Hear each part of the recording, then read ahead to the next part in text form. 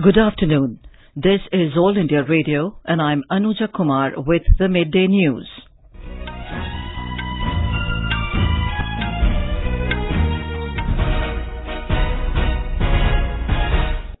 The headlines. Supreme Court orders status quo in Karnataka rebel MLA resignations to hear the case on Tuesday. The Apex Court seeks Maharashtra government response on Maratha reservation in educational institutions and government jobs. Finance Minister Nirmala Sitaraman's reply to the debate on union budget. First train carrying 25 lakh litres of water from Vellore reaches Chennai. And in sports, in the US Open badminton, Prannoy and Sourabh Verma to clash against each other in the men's singles quarterfinals. In Wimbledon Tennis, men's singles semi-finals to be played this evening.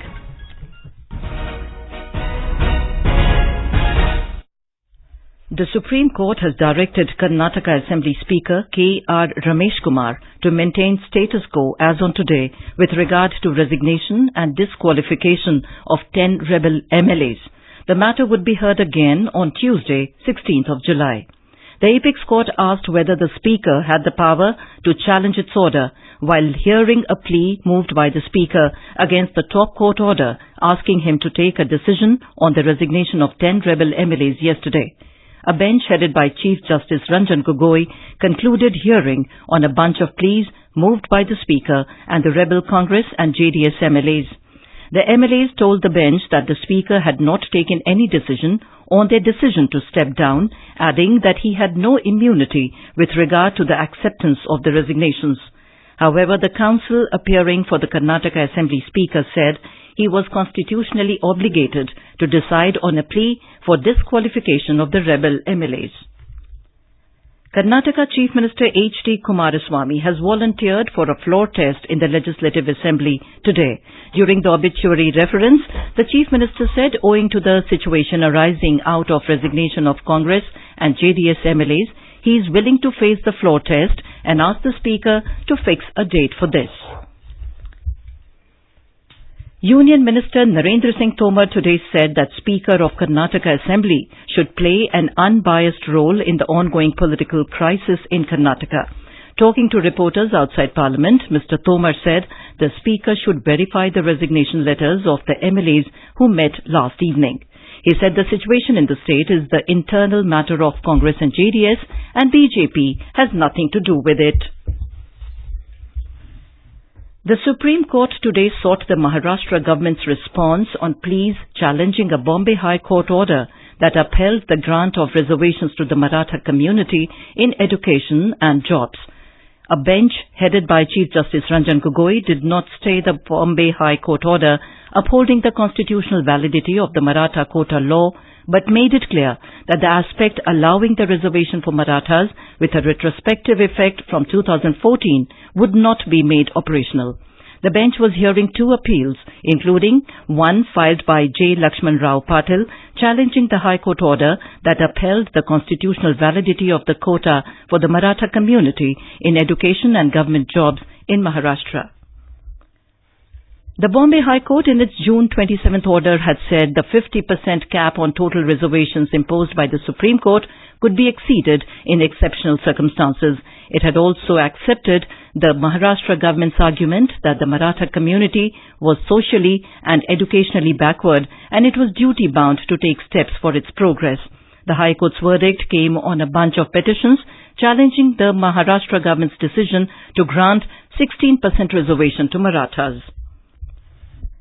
Finance Minister Nirmala Sitaraman has said that government's target to make India a $5 trillion economy by 2024-2025 is based on a proper plan. Replying to the budget discussion in the Rajya Sabha, Ms. Sitaraman listed out several measures proposed in the union budget in this direction. She said the big picture presented in this budget is backed with a plan to increase investment without compromising on the fiscal consolidation roadmap. She said the budget shows government's commitment to boost investment in agriculture, social and health sectors. The minister highlighted several measures taken by the centre for the welfare of the farmers, saying steps of the NDA government for agriculture is focused not just on a single scheme, but on the recovery of the sector as a whole. Rejecting opposition criticism with regard to government estimations of different sectors, the minister asserted that every projection mentioned in the budget is realistic. She also said there is no cut in fund allocations for SCs, STs, women, MG Narega and housing, but even they have been increased. The finance minister said the inflation has been kept under check and NPA's issue is being comprehensively dealt with. Lok Sabha has passed the demands for grants under the control of the Ministry of Railways for 2019-20. Replying to a debate on the demands for grants, Railways Minister Piyush Goyal today assured the House that railways will not be privatized. He said the government has accorded high priority to the safety of railway passengers. The minister said the government has allocated over 5,640 crore rupees for passenger safety for this year as against over 2,100 crore rupees in 2009. 82 new medical colleges are to be established under the central sponsored schemes in 2 phases. Replying to supplementaries in Lok Sabha today, Minister of Health and Family Welfare Dr. Harshvardhan said under the phase 1 of the scheme, 58 districts in 20 states and UTs have been identified and approved by the central government. Dr. Harshvardhan also informed the House that around 4,800 seats of MBBS seats are reserved for economically weaker and backward section candidates in various medical colleges who cleared NEET examination this year. Prime Minister Narendra Modi today met women MPs of the BJP over breakfast at his residence. This is the 5th in the series of meetings with a cross-section of parliamentarians from the party.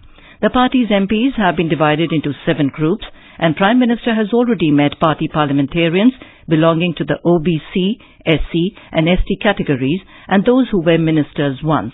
Our correspondent quoting resources reports the meetings have been planned so that BJP MPs from both the houses get an opportunity to directly interact with the Prime Minister, who can guide them and discuss various issues, especially related to Parliament. Urban Development Minister Hardeep Singh Puri today said CPWD has emerged as a market leader in sustainable infrastructure development and adoption of green technologies, recognizing the crucial role played by the CPWD ever since its formation in July 1854 in constructing infrastructure essential to the growth of the country. Mr. Puri said the development of the iconic Sadaiv Atal Samadhi as a memorial to former PM Atal Bihari Vajpayee in 45 days without cutting a single tree, installation of solar rooftop panels on government buildings to help reduce their carbon footprint, and installation of wastewater treatment plants in Service Visvaraya Kendriya Bhavan, Bangalore for horticulture use are insightful examples. This is All India Radio giving you the news. For quick news updates round the clock, follow us on Twitter at AIR News Alerts. The first train carrying 2.5 million litres of water from Jolarpet in Vellore district has reached Chennai this afternoon. The special train with 50 wagons unloaded the water at Villivakam in Chennai, from where it will be taken through pipelines to the pumping station of Metro Water for distribution in the parched city. Our correspondent reports that Chennai is facing severe water shortage following continuous drought for 2 consecutive years. The water special rake is capable of running for 2 to 3 trips a day, earning 7.74 crore rupees revenue a month for the railways. Preparatory works like laying pipelines to pump in water from the source at Jolarpet and evacuate the water at Villivakam in Chennai went on for over 2 weeks, which have fructified today with the arrival of the first train. It is expected to quench the thirst of the metropolis partially. Jai Singh, AIR News, Chennai. In Assam, the overall flood situation remains unchanged today due to continuous rain. Around 4.5 lakh people are affected in the second wave of flood in the state. Official sources said Dhemaji, Borpeta and Bongaigaon are among the badly affected districts. AIR spoke to Deputy Commissioner Nolbari Bharat Bhushan Dev Chaudhary regarding the flood situation.